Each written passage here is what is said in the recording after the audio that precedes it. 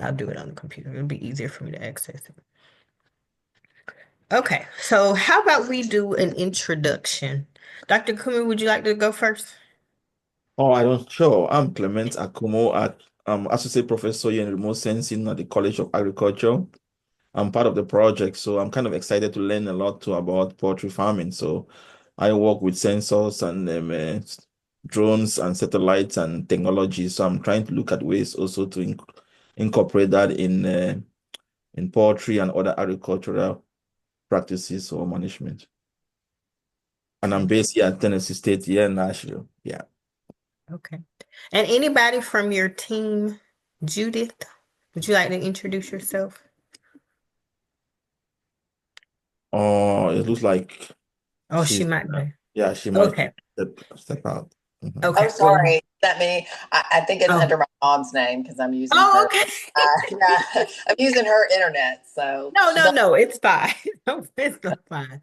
So I'll Yeah. go ahead and introduce myself. I'm Dr. Thyneice Taylor, so I'll be the person, and I'm here at Tennessee State University. I've been working with poultry research here at Tennessee State for 10 years. Actually, tomorrow is my 10-year anniversary. Oh, So I'm very congratulations. happy about that. I guess that's a good thing. I mean, I'm still here. They haven't gotten rid of me, so that's a good thing. I've worked with broilers and a couple of egg laying studies as of recent. We do a lot of nutritional studies with meat birds, as well as incorporating probiotics and then monitoring their performance, their health, as well as their meat quality, like whether they're not, the size of the wings and the legs and thighs, the products that are coming out. So now, on this particular project, I'll be presenting different topics as far as poultry is concerned. And of course, we try to tailor it to where it's not so huge commercial wise, but you still kind of get an understanding of commercial and then, maybe your smaller flocks or your backyard flocks and how those kind of actually are related to each other. And I think that's pretty much it for me. So if everybody else that's on could just introduce themselves, and then once that's done, we'll get started. Yeah, I'm Tracy Fraze, and I have a small farm in Eads. It's 30 acres. We have Dexter cattle. I was breeding a cow-calf producer, but now I've more into meat production. And then I was a breeder of cooney pigs, but now, like I said, I think I'm trying to just focus on the cows. And I have had chickens in the past. And of course, I was using them for the eggs, but also for in the pastures with the cows and the pigs to control insects and Mhm. things like that. It was just, there's so much information out there that it's just overwhelming. And I'm a rule follower, so I want to know exactly, what I need to do. So I'm Yeah. not making anyone sick, including Mhm. myself. So, but I do miss the eggs, especially since they're so expensive right now. And we did do meat chickens and turkeys, and we processed them ourselves. Our neighbor talked us into that. And I'm not sure if I'll do that again, but I would like to have meat birds if I could find an actual processor, to process Mhm. them, and turkeys too. Okay. That's very informative. Thank you very much for that. So who's next? I'll go. I'm Stacy Holk. Hi, Tracy. Hey, Stacy. Um, Each other. I live in, or I have a big farm in Huron, Tennessee, and I've been here about 2 years and still trying to figure out what exactly my whole plan is. But I've been raising some meat chickens and some turkeys and chickens for eggs. Um, but I'm trying to I think like Tracy is doing too I'm experimenting with processing myself and I want to continue trying to do better and that and looking to get kind of help and to or not help but it's something going to help I guess with the processing is part of it because I think there's a need in in this area for fresh chickens. We Yes. can eat. And I also have sheep, and I have IPP pigs and a few cattle and goats. So Oh, got wow. a few things going on here. So you all have, y'all are, when it comes to meat, you've got variety. Yes.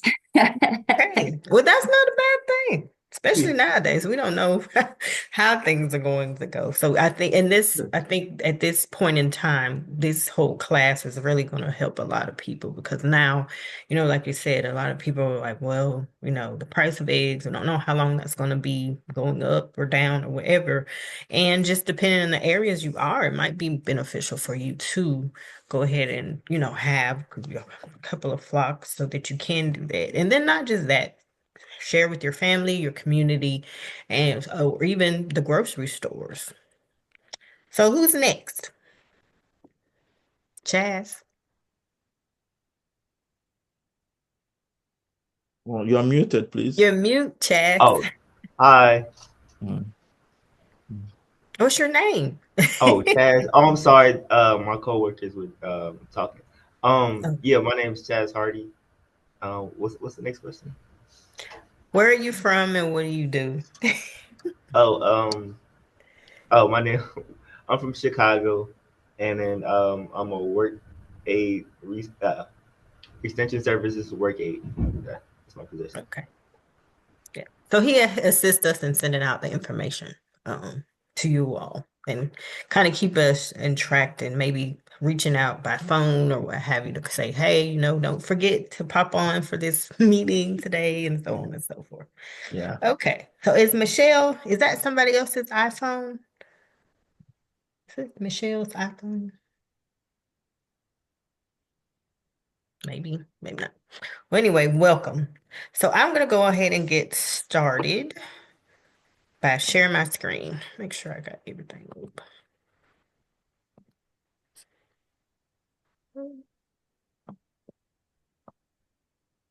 Uh-oh.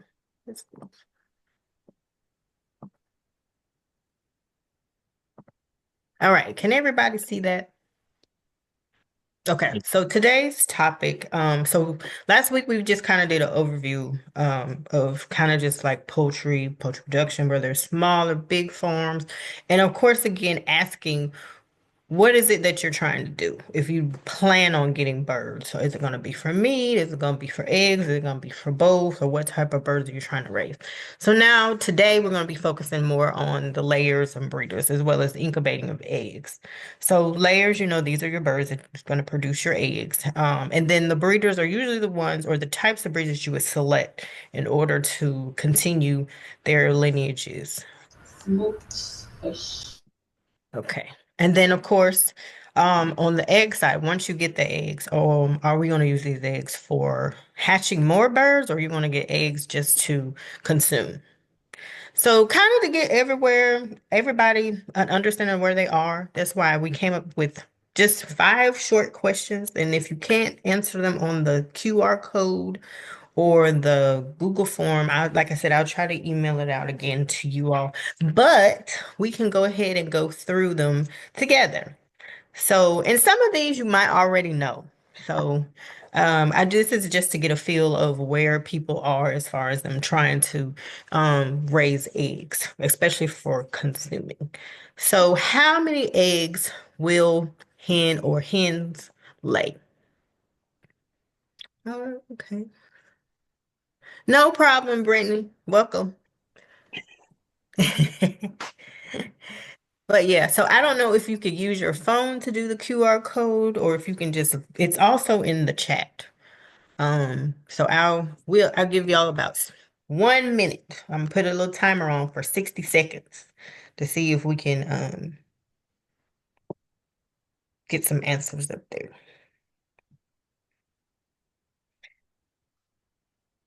And if not, you can also put your answers in the chat. Okay, so Stacy said 8 to 100, depending on the breed. Okay. Anybody else? You put it in the chat if you can't get the form to work.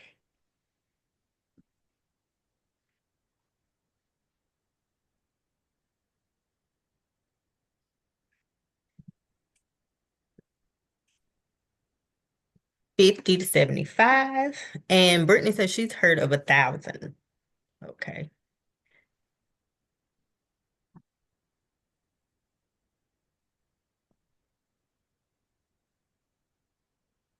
Okay. And let's see. Anybody else put someone in the chat for a lifetime? Okay. Yeah, for their span of them laying eggs.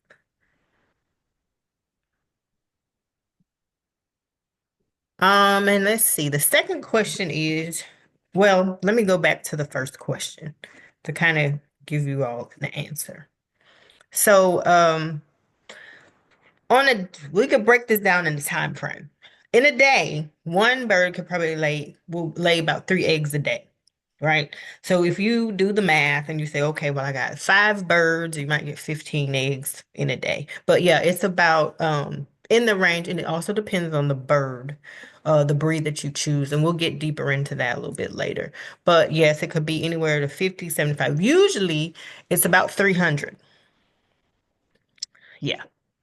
And it gets and we'll go through the time frame, what age they start laying, and the types of breeds and how many they will be able to lay. So, should I wash my eggs? That's a good question. And how many people think they can answer this question? And then we'll see what we got, and then I will see. I think there's 2 ways you can answer this question, and we'll get into that in a minute. Yes, my bad. Let me go back. Uh-oh, what did I do? All right, here we go. All right. So yeah, there are some standards when it comes to washing your eggs. Anybody else? Yes, is there a yes? There's a no, maybe, I don't know. Let's see who has responded. Yes. Oh, okay. So Brittany says the farmers I have help have washed eggs, but some of them keep their personal ones. Yeah, that is true. Okay, so the answer for this question is if the birds just laid the egg, like you were there when the egg is laid, you can take that egg at that time. And you don't necessarily have to wash it. However, you're gonna need to cook it, incubate it, or well, not necessarily incubate it, or put it in a cold area. But after a certain period of time, then those eggs are going to have to be washed. And especially if there's debris or poo or something on there, depending on where the birds are actually laying. And some of that we'll get into a little bit later as well. But do know our commercial eggs are washed, and that is for our safety. And as well as them going from the hatchery to through processes of getting them to the store. And then when they're in the stores and where they're being stored. So that is the reason why we wash those eggs, because the membrane covering actually kind of protects it for a while, but that will eventually go away. So the reason for longer storage, that's why the eggs are washed and that's why they're kept cold. But if they're immediately laid, you don't have to wash them. Okay, next question. When will my hens start laying eggs? So does anybody know when the hens start laying? Okay, let's see.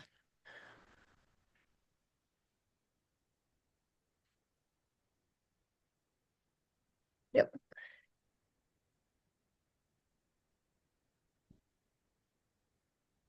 Yeah. And also, yes, using the right temperature for water. Because I'm reading Stacy said, and once cold, may as well wash because water comes into play. Yes, it does. And we'll get into deeper about water and why the water is important. So anybody else, when will your hens start laying? Do you know? Let's see what we got. Around 6 months. 18 weeks. Yeah. 18 weeks, 6 months is the same. For about 4 to 6 weeks, your hens will start laying. So hence there is the situation with bird flu. If you have to cull your birds, and you end up getting a flock to replace them. Just think that that is a time delay. You're gonna have to wait for them to get to that age before they start laying again for you to replenish that. So that's why the bird flu is a big issue with birds who are laying eggs. Sometimes you might be able to separate them out and they can be treated with antivirals, and then the flocks can go back. But also the birds being sick affects them laying eggs. And definitely if they are sick, we don't use any of their products. If they're meat birds or if they're egg layers. If the birds are sick, whatever they produce is thrown away. And sometimes they end up having to cull thousands of birds, just depending if they can't control the infection within the population. So that's just something to think about. And that's the reason why the egg prices are high, because of replacing the flock, it still takes time for those birds to get to their age for them to start replenishing the eggs that probably would have been laid, but because the birds were sick, they're not going to be able to use those. So yes, 4 to 6 weeks or 18 weeks 4 to 6 months, sorry, or 18 weeks is the time that the birds will start laying. And how long does it take for an egg to hatch? Does anybody know?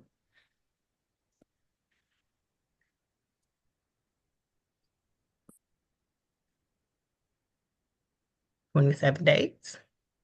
It's about right. Let's see, who else? 1 week, 21 days. Yes, it is actually 21 days. However, some of this can vary. And like I say, I'll give you the range as I go through my presentation. But the nail on the head is really 21 days. But then again, it also does depend on the type of bird that you choose, the breed. And of course, with the bigger birds, it's going to take longer. So with turkeys or geese, their incubation period is longer than chickens. And last question. What is the difference between brown eggs and white eggs? Now, this is kind of a trick question, so you think about it. Could you repeat the question, Dr. Bowden? I'm sorry. Sure. What's the difference between brown eggs and white eggs? Oh, the breed. Yeah, you got it. Let's see what else. What did everybody else say? Yep. It's not really. It's the breed of the bird. The type of breed of bird you choose, they will produce the color of the egg. So different types of breeds of birds. You can get all rainbow colors or like Easter egg colors of eggs. Yep. But They're both nutrition wise, yes. So nutrition wise, they are the same. As long as you're making sure that your birds are healthy. But yeah, between brown eggs and white eggs, there's no difference. So, in the stores for a very, very long time, it was all white eggs, right? But that just because of the type of bird that the commercialized and the genetic trait that they are looking for. But now you do see brown eggs starting to come into play again, and you'll see them in the stores a whole lot more. And But I yeah, saw it's blue really. somewhere once too. So somebody had blue ones in the egg, and everybody's freaking out. And I'm like, it's okay. Yeah, and I mean that happens where, like you said, we're so used to everything being commercialized and we have these things. And I mean, even for myself personally, we had one of our trials that we were just finishing up this past last year in, well, no, 2023. This is a new year. 2023 in January. No, June. We had a bird, and when they're all little, everybody's yellow and nice and fuzzy and cute. But over time, when their down feathers leave and the the white feathers start coming in, there's one bird was like, I kept wiping. I was like, how does this bird get dirty? Well, it wasn't that. It was just the genetic traits came through, and now she's like a nice little pretty brown. But so really her genetics actually came through. But that happens sometimes. But we're really, so used to the genetic selections from a commercial standpoint. But then again, genetics don't lie. They will pop out at some point in time. Okay, so just an overview of this. So just like we just talked about genetics. So you see in this big old circle, of genetic will, the different types of birds and the different types of breeds, what they look like, and what ends up happening. So throughout, on the commercial level, and just even then, you might hear about heritage breeds or different types of breeds. So those are the breeds that were, when they say heritage, they were way, way, way, way back. And we've selected different types of birds and we bred them over time to produce a certain type of trait that we want them to have. So, this goes along with if you're not sure what to do as far as, farming with the birds, how are you going to go about doing it? Well, what type of bird, meaning this is the type of genetics or the type of breed that you want to get. But no, the type of breed that you can get is going to determine your productivity. And some birds have more of a disease resistance compared to other birds. So if you want, depending on your area where you live, if you are hearing like a lot of, if there's an area where wild birds are, because the ducks and geese are usually the carriers for the bird flu, you might want to pick a breed, that in the event there is some type of, well, not the birds, we can't control where the wild birds fly over and the droppings and things of that nature. But, that's something to just be mindful of if you have a breed that, sometimes they're like, oh, well, they should let you know this type of breed might be more susceptible to certain avian diseases and so on and so forth. But they also can determine the projection and then if the chicks are viable or not. You don't want to get a breed where they are laying these eggs, and you might decide to take some of the eggs, fertilize them, and hatch them, and then you notice, oh, well, after two weeks they're dead, And of course, usually if your care and your management of the birds are happy, that wouldn't happen. But sometimes there could be genetic defects and things of that nature that would cause the birds to die. So when you're selecting your type of breed, that's a very important thing. So then again, here's a huge list, and you can see the different types of birds and breeds actually here in the United States that are pretty common and pretty popular, and the amount of eggs that they will lay. And we start from the top all the way down to the bottom. But either way, whatever flock or how many eggs you can handle, this will show you what types of breeds that will produce, a good amount of eggs. And I'll just highlight a few that I'm pretty familiar with, or, a lot of people are like, well, these are what I use, or these are very common, especially in the southeastern region. It's the Leghorns, the Rhode Island Reds. I've heard of Americanas, and then the Barred Rock. Is there any other breeds that any of you all have heard of or worked with before? You just give me some names. That leghorn, those white ones. Yes. And then that. Let me go back to your thing because I might have to squeeze get my thing off. Let me go back to your. Okay. Yeah, the Issa Brown. You named. I think Rhode Island Red too, because they Yes. have this. They have a dusty. They have a more red kind of Brownish feather coat. feathers. Yeah. Yeah, that's true. Anybody else? Are there any other types of breeds that you use, or are these kind of common for everybody? Okay. So on average, most of these types of breeds can produce at least about, you could get about 300 eggs from them uh, annually. So like I say, they get like one bird can produce about 3 eggs a day. You just think about doing the math on how many eggs you'll get within a year. And then again, when you're looking at your birds, what about the structures type or how these birds their bodies are going to adapt? Sometimes, you look at it like, oh, that's a big bird. You should get some good eggs out of that bird. Well, that doesn't necessarily, that's not necessarily the case. Sometimes the smaller size can actually have a more efficient productive system and will cause you to have more egg production right there. And one of the main thing that actually is the driver once these birds start to lay eggs and their body structure is right is a high protein diet and high calcium diet. The protein is good because of course, within the egg, that's a good source of protein. So that's where that comes from. But the calcium definitely drives the formation of the shell.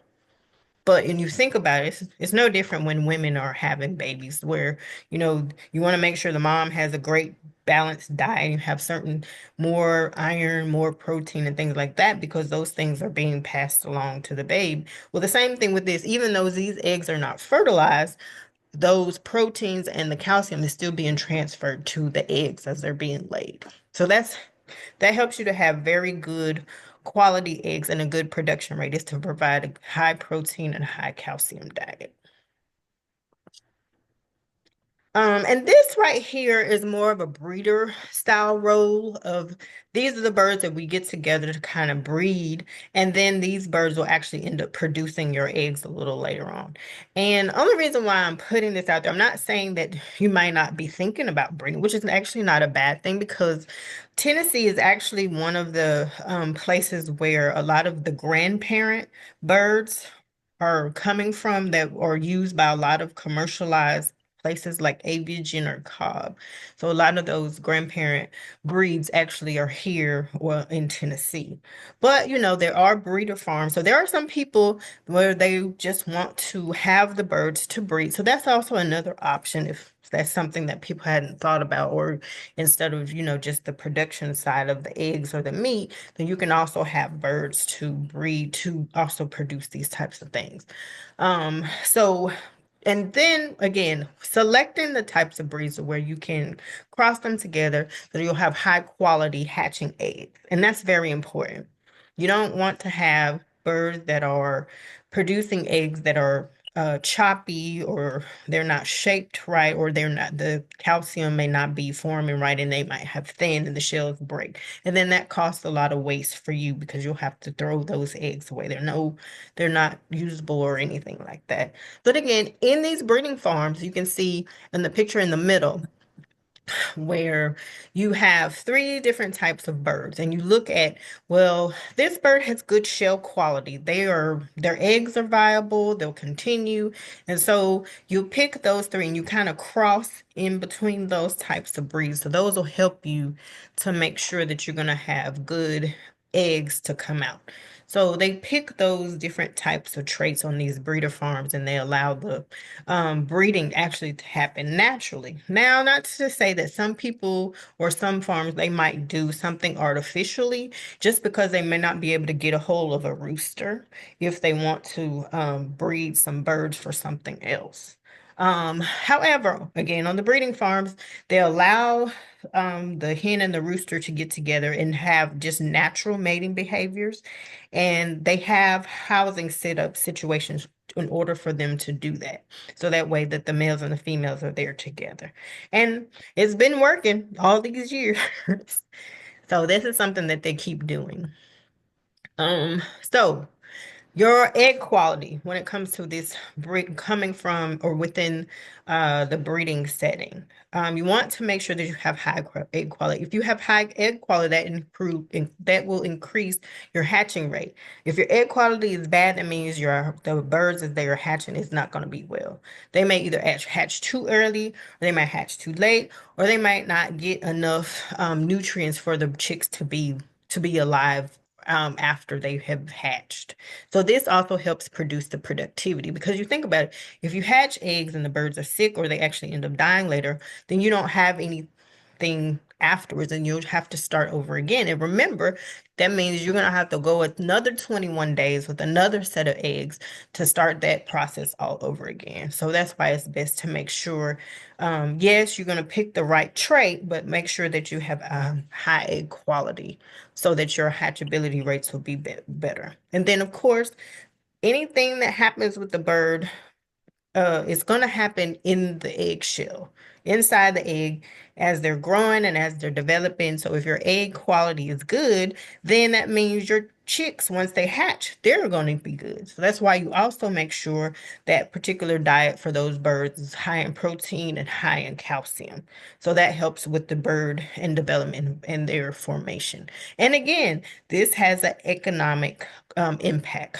To keep it sustainable, if your egg quality is good, if your chick's health is good, then that's going to continue for you to have your poultry operation to flow in a way that will eventually be profitable because you don't want to have to keep wasting. You don't want to have to throw eggs out, or you don't have to get new birds to lay and hatch more eggs. So if you can keep all those things in line, then that will help you to be economic sustainably for your operation when it comes to breeding.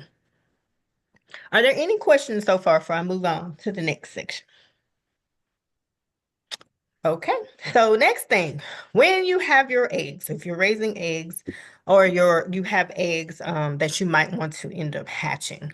So of course you have the incubation process. So we know you have your eggs, you've got your 21 days or however many days depending on your breed. So I have pictures. One is a smaller hatcher that you can actually, or a smaller incubator that you can actually purchase probably on Amazon or something like that. Or sometimes you might have abilities to get these from the feed or the tractor supply store. And then, of course, on the other end, you have the more high industrial type or commercialized incubations. And I'll talk about the differences between those two. So one is a forced air draft incubators. Those are more so for your huge, big incubators. And all of this stuff is kind of a one-stop shop. Once you plug it in, it's going to provide it has all the controls that you need to set it at.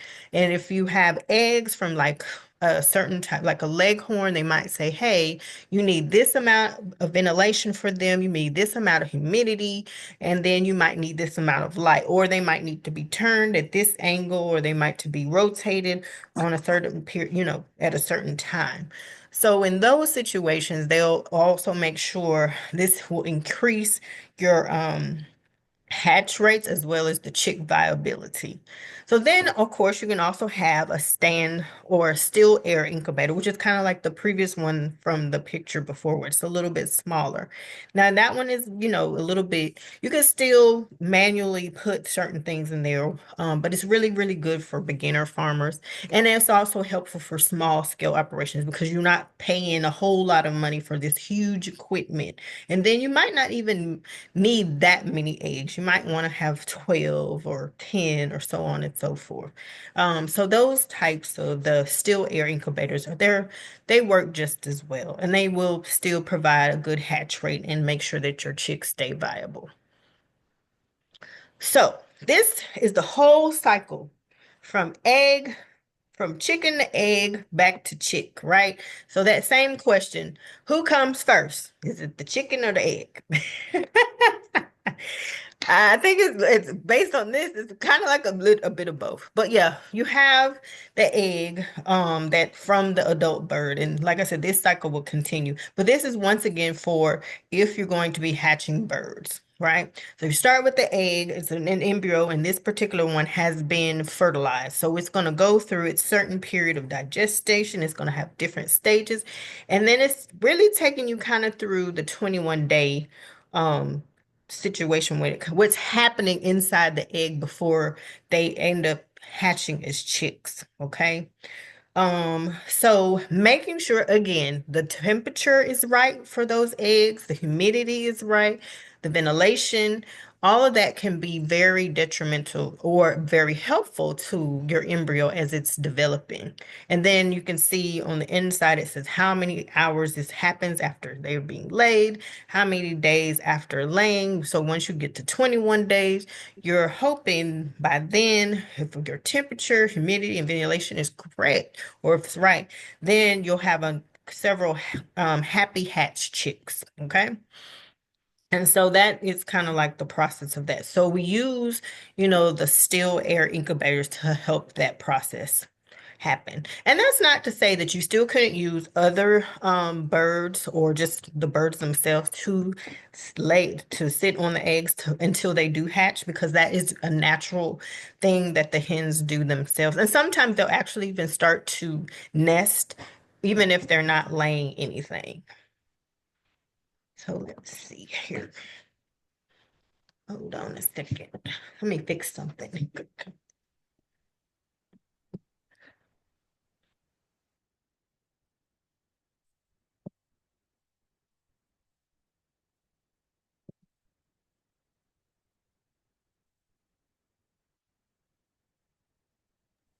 Sorry, I needed to fix my chair a little bit. Okay, so now the incubation times, again, it will vary between the birds, but depending on the type of birds that you choose to raise or you're choosing to do the incubation with, like an example, the Japanese quail. So if you're trying to raise Japanese quail, I don't know if anybody is. I've heard of them, I've seen pictures, but I've never physically seen them or their eggs. So those take 17 days, which is a little shorter from our regular chicken time of incubation. And then the Muscovy ducks, they are 35 days. So you see the difference in the size also has a correlation with the difference in the time frame that they will be incubating for their time of development. So the environment, again, temperature, humidity, the ventilation for them, because there are little pores within the eggs that allows the airflow to go through there. So all of that can affect the hatching rates as well as the embryo that's developing inside of the bird. And then the egg size, again, larger birds, their eggs are going to take longer than smaller birds will, like turkeys and geese. Their incubation periods are longer. And this next slide will show you, depending on the type of bird, the incubation period and around the time, the amount, of eggs that they can lay and how fertile they are. And then their hatchability. Even though, yes, this information came from a paper from 2004, this stuff hasn't changed because we haven't changed our practices. So still, we use these same time frame, we use the same fertility rates and everything. That hasn't changed because we continue to treat the birds the same way since we've been having these good outcomes with the birds. We keep everything the same. And again, I'll share my slides so that you all can go through them. And if you decide that you want to, use any of these types of birds or any of these types of eggs to hatch, then you'll know, how you need to treat them and what you need to do and how long it's going to take. And like within a year, how many eggs you're going to receive from them. Because some people might not necessarily know that. They're like, oh, well, I'm going to get pheasants and I'm gonna use the pheasant's egg. Well, you're only gonna get 40 to 60 eggs a year. So if you're thinking of that, trying to think that you might get 200 or 300 eggs from a pheasant, that's not gonna happen.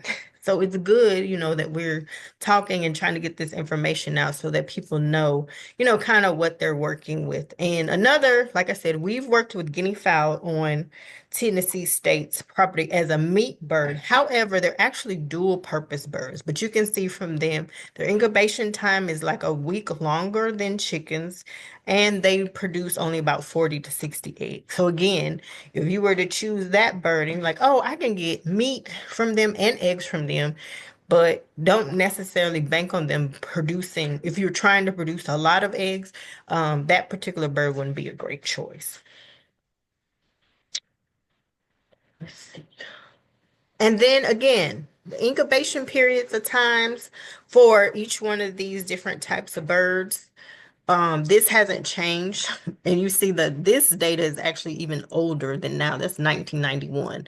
But like I say, we haven't changed the practices that much. Now, technology has come in and it's kind of helped us to be able to do a lot more things where we don't have to have a lot of hands-on from humans. But as far as the incubation time and the temperatures and stuff, those things haven't changed. And the reason why we stick to it is because this has allowed us to continue to have great hatchability rates for these eggs and for these breeds to continue to propagate. So if we end up turning the temperature up, that might actually kill the birds or that might make them sick or they may not be able to hatch. And you may not necessarily want to rush birds going beyond what their incubation period is supposed to be or actually trying to make it longer because that deals with the formation of the bird itself. So that's why we stick to, it's one of those things. If it ain't broke, don't fix it, So that's what we stick to. And like I said, we've been doing this for years. And it's been working. So we're gonna stick with that. So also again with the eggs, when we were talking about washing them and so on and so forth, there are certain protocols, and also with these hatcheries, and not even the birds that aren't the eggs that aren't going to be hatched, the ones definitely that are going to be consumed. Those have to go through, we have sanitation processes or sanitation protocols that they have to go through. And this is also touches on what Tracy said earlier, as far as I want to make sure I'm doing right so that if I eat this or family members eat this or even people in my community eat these things, nobody gets sick. So that's why we have these sanitation protocols in place. And of course, with everything that comes out to our markets and into the stores, we have to make sure that those products are disease free or they're safe. So that's why we have all these different protocols, and we follow strict regulations as well as sanitation for our eggs. So again, regularly sanitize the surfaces or where you're going to be handling these eggs, or you're going to be having the eggs, or you're going to be housing them. So that means that the bacteria can't contaminate those eggs, and you don't want the bacteria to actually harm the inside of the egg, or you don't want to ingest that bacteria too. So what's really, really important is maintaining a good, stable temperature. So around 55 to 65 degrees and 70% humidity. That produces the most effective egg um, so that they're preserved. That allows them to stay that way. And then, of course, timely incubation. You set your hatch eggs by incubators, and within that 70 days, 7 days, you should have that hatchability and chick health. And these, like I said, I'll send my slides out so that way we can go through each one of these different things on how best to store them. Like what happens to the yolk. Like here talks about what happens to the yolk about 2 to 4 days when you're cooking your eggs. What about hard-boiled egg? If it's a pickled egg, which you pickled egg, and then of course your frozen eggs. What do you do with those? How do you store those types of things? And that's very important. So then again, hatching and then post hatch. So you got this period of time, you're done them in your incubator and stuff like that. You're counting down your time, and now what's going to happen? You're going to get some little chickies, right? So you got to make sure again, temperature, humidity, and ventilation for that period 21 period day has to stay consistent for all those 21 days. You don't want to say, oh, the temperature is like this and like that. So they're also checking your electrical services or the plugs that you have into it. Because I know for a fact, not necessarily us incubating birds, but we had a power outage situation on campus, and we had some chicks that were in a brooder. So inside of there, that provides the heat and the light for the birds. So for a day, they were without heat and they were without light, and the temperature had dropped that day. So then we went back in and saw they were all gathered together, meaning that they're cold. And with them gathering together like that, that means they're more focused on staying warm as opposed to eating. So it's kind of the same thing with your eggs and trying to make sure that the embryo development happens, and then your hatchability rates as well as your viability, making sure that the chicks are going to survive after they've hatched. And then once they've hatched, they're going to be very cute and everything and running around and all those things. But however, you still need to make sure you have immediate care for them.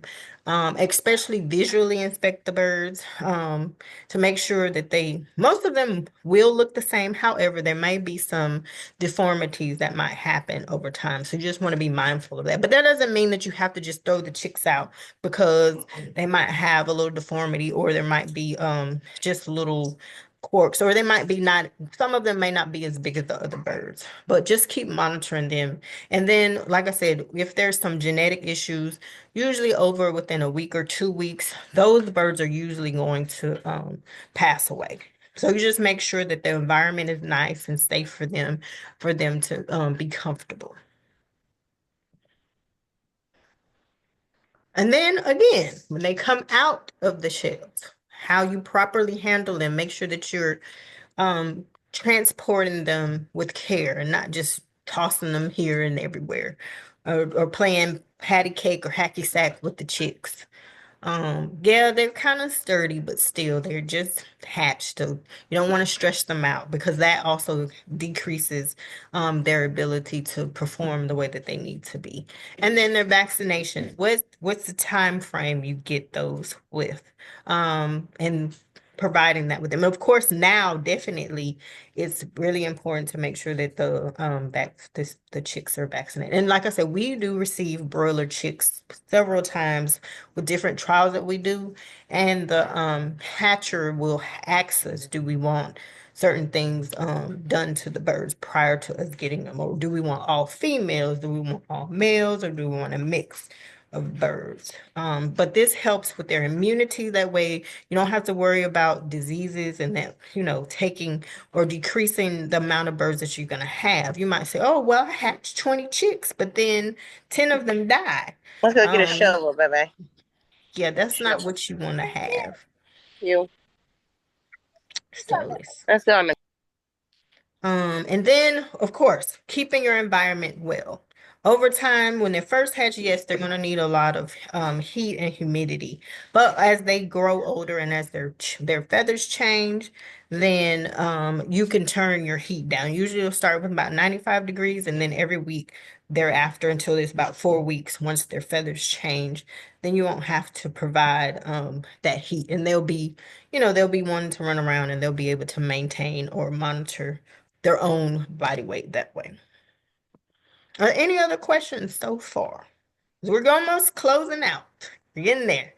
So again, when you're transitioning, just like little bitty babies, chicks are the same way. So we want to make sure that we're keeping them safe especially after they've hatched, they've gotten their little vaccines and things like that. However, you want to make sure that where you're housing these chicks are clean. The area where you feed, where they have water, make sure they have clean water on a regular basis. You try to make sure that these things aren't there, because infections can come from anything. If your feed is dirty, there might be rodents coming around, insects or birds or rodents, cats, dogs, all these things. You don't want to have any of those things around your chicks, and definitely not your chicks, but of course just your flock as a whole. In order for your cycle to keep going, it could go from the eggs to the chicks, and then those birds will just keep recycling. And that's not what we want to have. You don't want to have an outbreak to happen on your farm or your facility, and then you don't want to get sick, and then you don't want to give your birds anything. So that's why it's very important to take your biosecurity measures. Like with us, majority of the time, we won't handle new hatched chicks. Actually, none of our birds we handle without gloves. And at this time, with the uncertainty of how the bird flu is just flowing back through the United States. Most of the times it'll swing back and forth. It might be further in the south because the birds flew from Canada south. But then now that the weather is getting better, it's warming up, the birds are going to come back. So that's something that we might want to be mindful of. But yeah, we don't handle any new raised chicks without gloves on. Definitely wearing a protective coat or a certain garment. In that particular garment, you leave it where you're around your farm area. Don't take it in the house or don't take it in your car. Boots and things of that nature, when it gets the manure on there, let it stay there, or have foot baths and things like that. So those are all your biosecurity measures that you'll need to have. And then also, I know some people are like, oh, I have chicks, and you want your neighbors and your cousins and your aunties and uncle, come play with the chicks, come look at the chicks.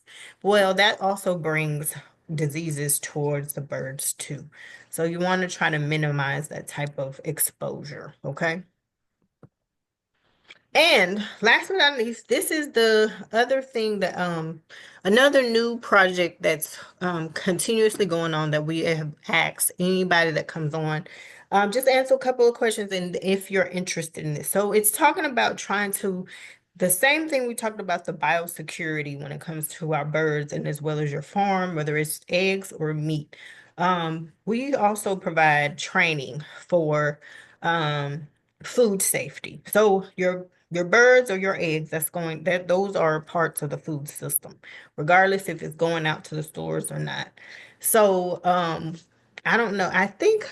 I might have put this one in the chat too, but if you can't get a hold of the link, then just go ahead and just put your answers in the chat. So this is something that we've been talking about quite a bit, maybe since 2011, in the poultry facility, in the poultry realm, only because certain countries stopped receiving our meats and even some of our eggs because of the use of antibiotics. So, are you aware of antibiotic resistant bacteria? And that's a yes or no question. And if you can't get access to the form, just go ahead and put it in the chat. Okay. Yes. Okay, so Stacy says no. Today says yes. Okay. Okay. Who else answered? And Brittany says no. Okay. Do you believe antibiotic resistant bacteria could be present on your farm or in your area, outside, in the soil, in your barn, in your house? Is it yes, no, or you're not sure?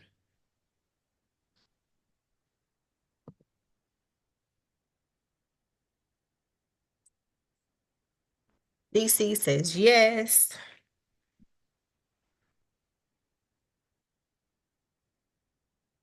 Stacy's not sure. And Brittany says no. Okay. Anybody else? All right. Are you aware of safe practices of handling and storing eggs to minimize contamination? Yes or no? Yes. Stacey says yes, yes. Okay. Yeah. And that was some of the stuff that we kind of talked about. Like, if you're going to wash your eggs, where you're going to store them, how you're going to store them, that plays a part in that. But there are certain practices that we would use. And I kind of touched on them a little bit, but the training will go deeper into the maintaining, handling, and storing of the eggs. So how do you handle your poultry manure? You compost, direct application to your field, or is there another way that you go about? Does somebody come on your property and remove it, or do you give it out to somebody? Because I know people have come to our farm and asked us if they could use some of our poultry manure for their garden or something of that nature to put on their land. Yeah, I was about to say there's a little portion where they kind of the chickens kind of walk it down because we mulch it too. So Okay. Yeah, that's a common thing where you compost it. And then of course, like you said, direct application. Okay.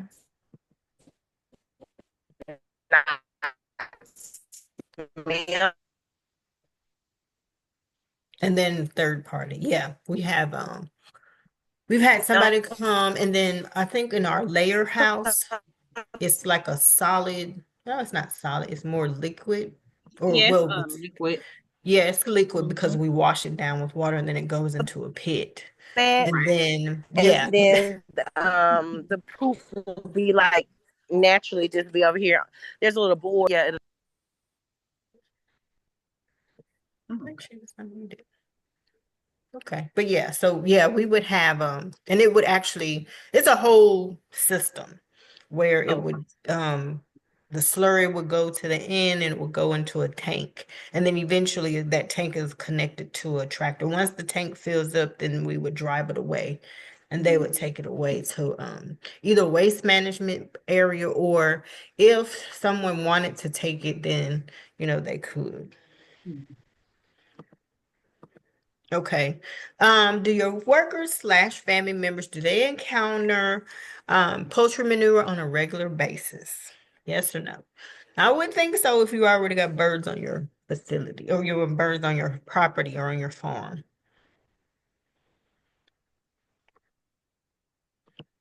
Yes. And same for us, if we have if we have a trial going on, ourselves or our students or other professors, they will be encountering the poultry manure for sure. Yeah. Yes. Okay. Yeah. And I mean, that's common. That's with anything. Most of the time, any type of animal that you have, even your pets, you're going to encounter their Right. waste, right? Okay. Next. Do you use antibiotics for your poultry? Now, some people might, but I know this antibiotic thing, like I said before, we had to evaluate that back in 2011 because it was hurting the United States a little bit on the economic side for meat birds because some countries in Europe would not buy our meat anymore because we were still overusing antibiotics. Okay, no. And that's not to say that you need to use it or you have to use it, but really, we know with antibiotics, you should only use it when there is an infection of bacteria in your flock. If it's not, then there's no need for it to be there. So what happened was back from 1950 all the way to 2011, um, there were many farmers were using antibiotics, and they noticed that the birds were getting big, which is for them is a good thing because they would get it. They were getting more money for the size or the weight of their products that they were producing. But on the flip side, then you have bacteria that have been used to this antibiotics, and then they will mutate, and then those antibiotics don't work on them anymore. So if the meat is from those birds or the eggs from those birds, if the bacteria is there and it's not properly cooked or it's cooked to the right temperature, then people can ingest that and then that can cause them to be sick. And there have been cases where they have found that antibiotic resistant bacteria was present, and that was the reason why the person was sick. So if yes, what was the primary reason for using the antibiotics? Was it for disease treatment slash disease prevention, growth performance, and others? So remember when I said that the farmers noticed that the birds were getting bigger. So in their minds, they were thinking, well, the birds are getting big, and then I can prevent bacterial infections, but that's not necessarily how antibiotics work. So now we are out there making sure that, of course, since they are starting to remove the use of antibiotics only in the event you have an infection, you have to have a prescription from a vet now before you can just get the antibiotics from any tractor supply store or from the co-op, and then people will just use it as is by either putting it in the bird's water or in their feed. So now there are regulations with that. And we have used antibiotics, but that was only for a particular study. We wanted to look at the differences in the bird's weight when antibiotics were used compared to using probiotics. And last, two questions. How often do you change your drinking water in your troughs for your birds, or even if you use waterers or so on and so forth? How often do you change it, the water? Daily, every day. Or do you change it every 2 days? Every 3 days, or every 4 days, 5, or every week, once a week, do you change your water? Daily. That's right. You're supposed to do it daily. However, not everybody does that. But the thing is, you think about it. If you have, and I mean, we could be guilty of that. Say, oh, I have a bottle of water, I drank half of it, and I put it down, and then it sits there, and maybe it's still there the next day or a couple days later. But I'll be like, oh, there's some water, and I take the water and I drink it. Even though, yes, initially it was purified, but over time that purification is gonna go away, especially from the time you open it. So, yes, they're supposed to be changed daily. And that, again, this is part of that project of assisting to make sure that the water is great.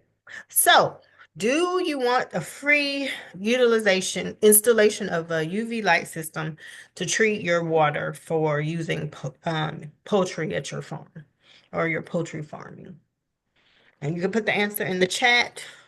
And then, like I said, you have my number. I mean, my number will pop up at the end of this presentation, as well as my email. And we can assist and make preparations to come to your property so that you can have it. Okay. Tracy said yes, yes. And I know some of you had already gone through these questions before if you were at the last course. Even the topic was different, but we're still using these things. So, what is there to know about everything that I just asked you?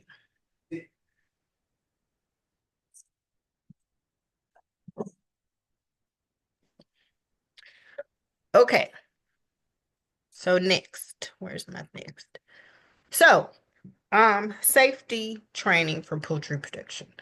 So we know we talked about the waste for the animals and so on and so forth, and how that needs to be removed if you compost it, how you are handling that.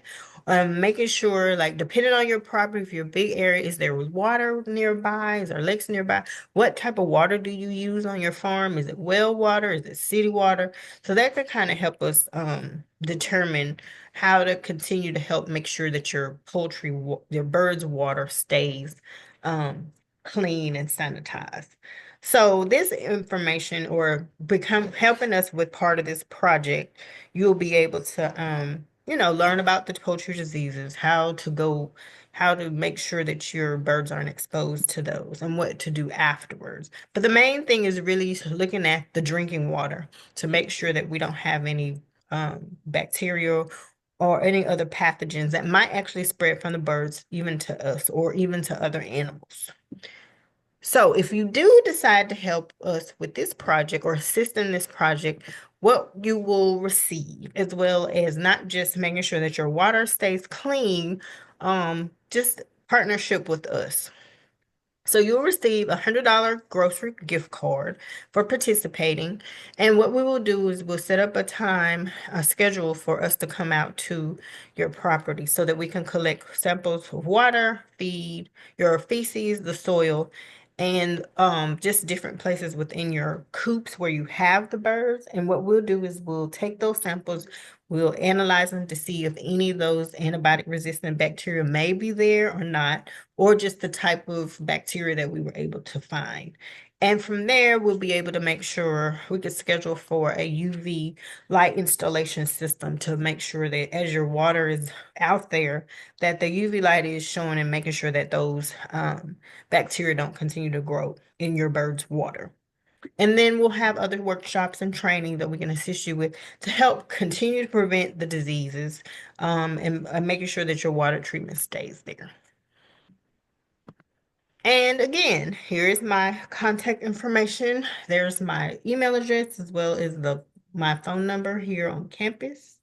So you can contact me and not just with the water and the UV situation. We're coming with you all or talking to you all to kind of increase your knowledge, or if you're confused about something or you're something things you want to start when it comes to poultry, we can assist you.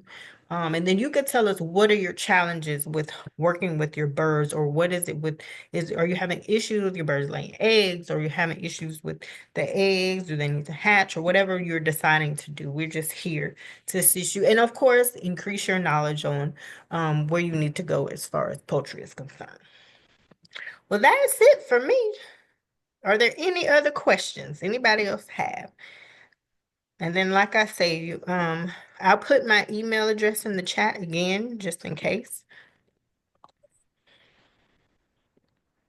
And you probably want to remind folks that every Friday we have the same time, 1 o'clock, 1 to 2, Yes. we have on the Zoom. Yeah. Yes. So Right? every Friday, it says 1 to 3, but So well, 1 to so far we've kind of been averaging about this time frame here, but this is just in case if you need more questions or there's specific things that we can talk about while we're here, that works. And then, like I say, with my information, you can contact me, and then we could schedule a time for us to come by and visit with you and just discuss, poultry and what you want to do with your poultry. Okay.